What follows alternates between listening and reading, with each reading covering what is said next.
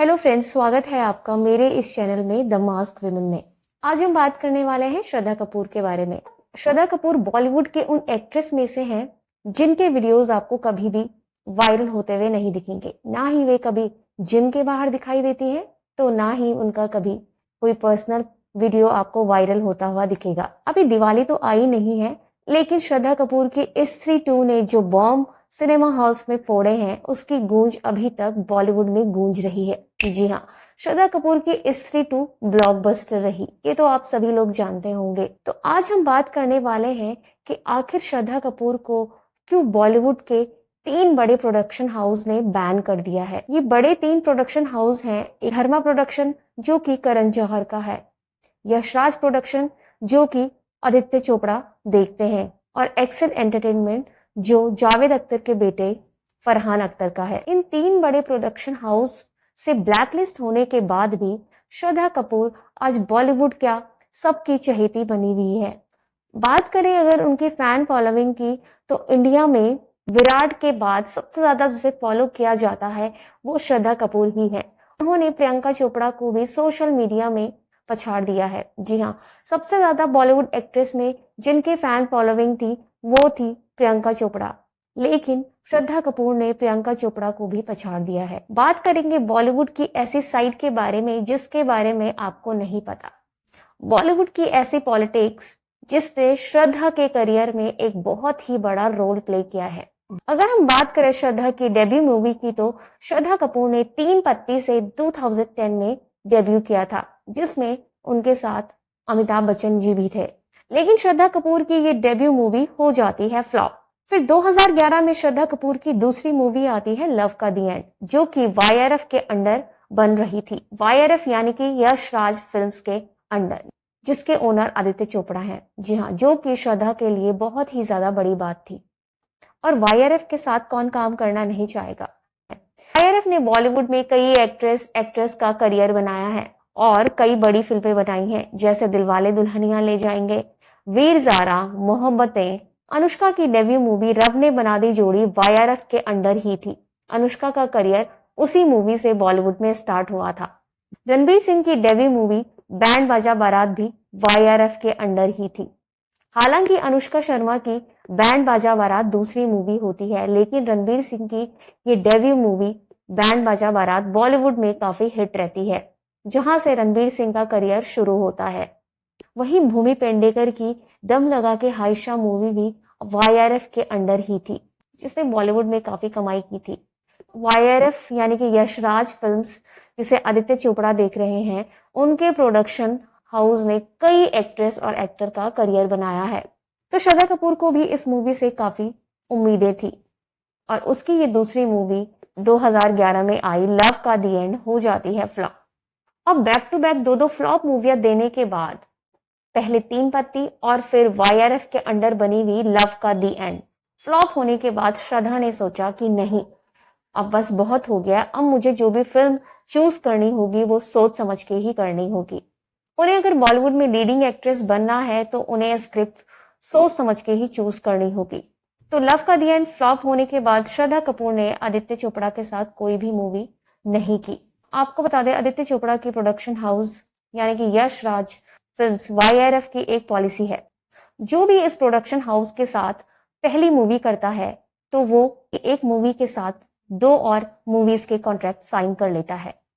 अगर आपने उनके साथ एक मूवी की तो आपको उनके साथ 2 और मूवी करनी होती है। ये वाईआरएफ की पॉलिसी है, और हर एक्टर एक्ट्रेस ने यही किया है। जैसे अनुष्का शर्मा ने अपनी डेब्यू मूवी रब ने बना दी जोड़ी वाईआरएफ के अंडर की थी। फिर उसके बाद अनुष्का की बैंड बाजा बारात आती है, और फिर उसके बाद अनुष्का की बदमाश कंपनी जो कि वाईआरएफ के अंडर थी। तीनों मूवियां अनुष्का ने वाईआरएफ के साथ की हुई हैं। लेकिन यहाँ पे श्रद्धा कपूर एक मूवी लव का दी एंड करने के बाद यशराज बैनर को बिग वाला नो कह देती है, और ये था श्रद्धा का अपने करियर में एक स्मार्ट मूव। अब एक मूवी करने के बाद श्रद्धा कपूर ने यहाँ पे वाईआरएफ का साथ छोड़ दिया। अब आप मुझे बताएंगे कमेंट बॉक्स में कमेंट करके कि श्रद्धा कपूर ने ये वाईआरएफ के साथ सही किया या गलत, क्योंकि वाईआरएफ की एक पॉलिसी होती है जो कि हर कोई फॉलो करता है। फिर श्रद्धा कपूर यहाँ पे वाईआरएफ को डिच करने के बाद, जी हाँ, ये डिच करना ही होता है, यानी कि धोखा देने के बाद श्रद्धा पहुंच जाती है भट्ट फिल्म्स के पास। भट्ट फिल्म्स श्रद्धा कपूर को आशिकी 2 मूवी में लीड रोल प्ले करने का ऑफर करते हैं और श्रद्धा कपूर की ये मूवी रहती है ब्लॉकबस्टर। आशिकी 2 को तो कौन नहीं जानता और कौन इस मूवी को भूल सकता है कि आशिकी 2 कितनी ब्लॉकबस्टर मूवी रही है। और यहीं से शुरुआत होती है श्रद्धा कपूर के करियर की। श्रद्धा कपूर के लिए ये एक टर्निंग पॉइंट था, इसलिए वाईआरएफ ने कर दिया श्रद्धा कपूर को ब्लैकलिस्ट। उसके बाद श्रद्धा कपूर ने अभी तक वाईआरएफ के साथ कोई भी मूवी नहीं की है। अब कोई भी ऐसे डिच करके जाएगा तो कोई भी इन फ्यूचर उस पर बिलीव नहीं कर सकता, इसलिए वाईआरएफ ने श्रद्धा कपूर को ब्लैकलिस्ट कर दिया।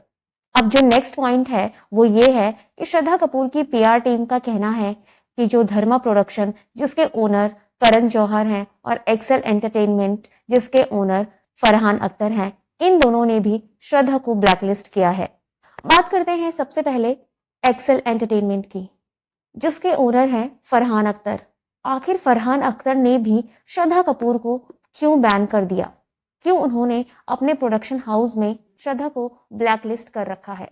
बात उस वक्त की है जब रॉक ऑन 2 रिलीज हो रही थी। सोर्सेस के मुताबिक रॉक ऑन 2 की शूटिंग के दौरान श्रद्धा और फरहान एक दूसरे को पसंद करने लग गए और उन्होंने एक दूसरे को डेट करना शुरू कर दिया।